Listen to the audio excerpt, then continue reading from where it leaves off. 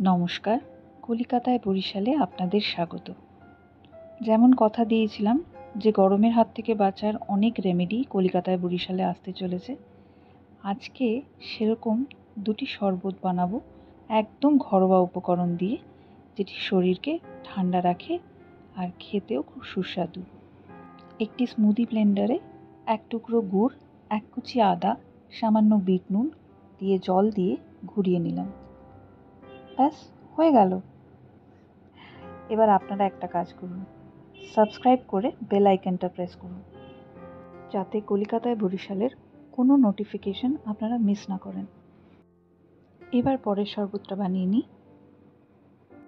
Blender জারে 3 table spoon ছাতু, এক কুচি আদা, এক টুকরো গুড় আর 1 চিমটে বিট নুন দিয়ে ঘুরিয়ে নেব।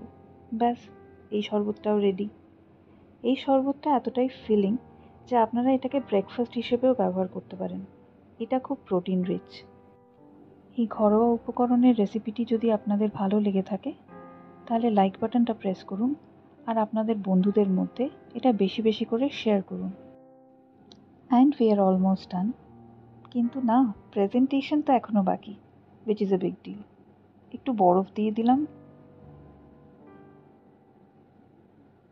এবার একটা করে পুদিনা পাতা দিয়ে দিলাম, লেমন রিংস।